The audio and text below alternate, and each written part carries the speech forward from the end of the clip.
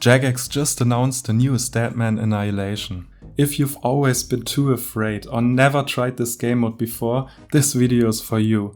Deadman Mode used to be one of the most brutal experiences video gaming had to offer, but this time, things are different. I've played almost every Deadman since the first iteration in 2015, and year by year, Jagex has put a lot of effort into making the mode more fun and approachable.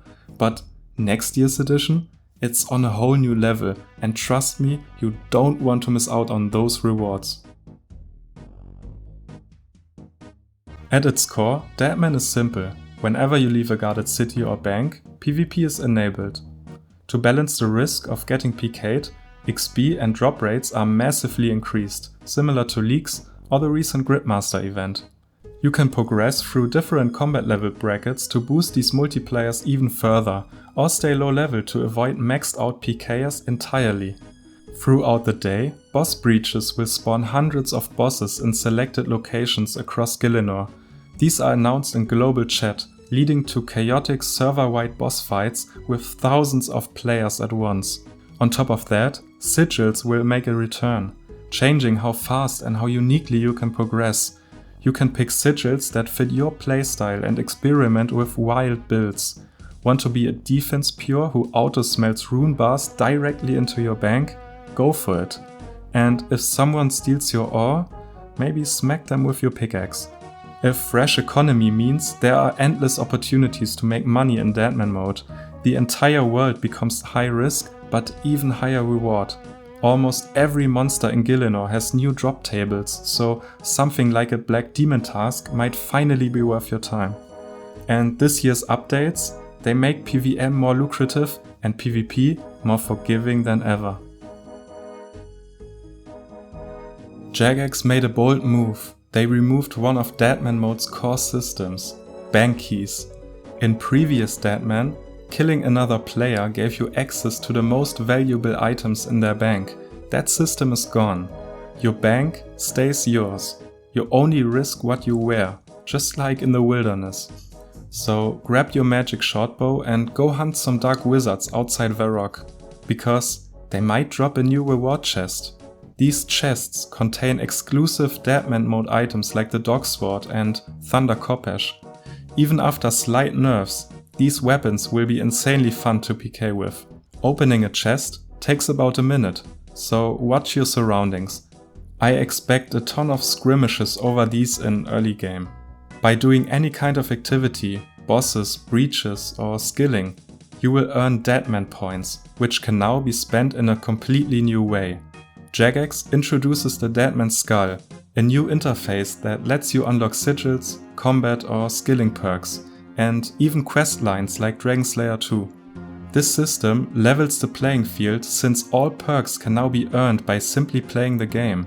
Previously, players who rushed certain spots, like Manacle Monkeys, or bought sigils early would control the entire market, locking powerful upgrades like Titanium Sigil behind absurd amounts of gold.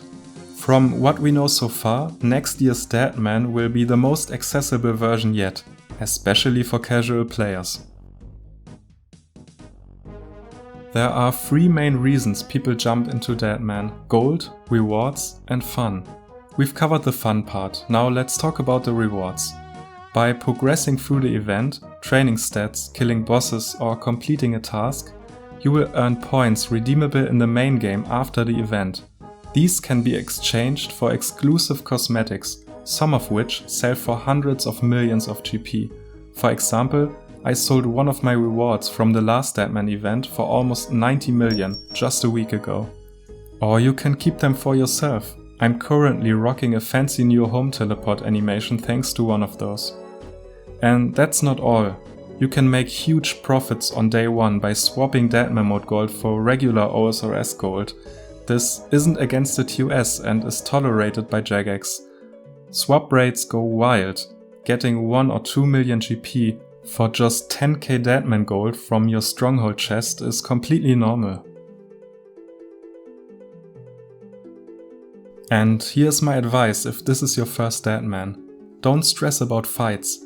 Embrace the chaos and fight back. Always carry food, potions and a rough escape plan. you will survive 99% of encounters. And that thrill is what makes Deadman so exciting. Here's a simple game plan to help you earn every major reward or stack up serious gold. First, stay in the lowest combat bracket. You will avoid most experienced PKers while still getting solid rewards. Attend as many boss breaches as possible with a budget but effective range setup. Here's a possible account build you can use for that. Deadman points and drops scale with your damage contribution, and since hundreds of players attack each boss, you will need every edge possible. Ruby Bolts E are perfect for that. How do you like the upcoming changes for Deadman Annihilation so far? Are you going to give it a shot this time around? Let me know in the comments below and see you next time.